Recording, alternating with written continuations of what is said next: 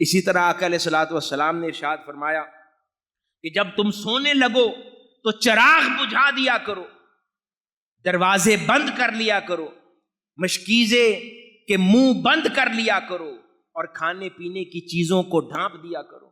یہ ادب سکھائے ہیں۔ اب کوئی کہے کہ اللہ مالک ہے، جان تو اسی کو دینی ہے، ہم دروازہ کیوں بند کر کے سوئے؟ کوئی آتا ہے تو آ جائے، ہمارا تو تقدیر پر توکل ہے اللہ کی ذات پر۔ یہ ادب نہیں ہے۔ ادب وہ ہے جو اللہ کا رسول سکھائے۔ فرمایا ہے حفاظتی تدابیر کرو، سوتے ہوئے دروازے بند کر لو، یہ ادب ہے، اس میں حفاظت ہے۔ اللہ کے رسول 1400 سال پہلے ہمیں ادب سکھا رہے ہیں۔ یہ جینے کے آداب ہیں کہ ایک ایک چھوٹے چھوٹے پہلو کے حوالے سے اللہ کے رسول نے تعلیم دی ہے صلی اللہ علیہ وسلم، کہ یہاں تک کہ سوتے ہوئے چراغ نہ جلا دیا کرو۔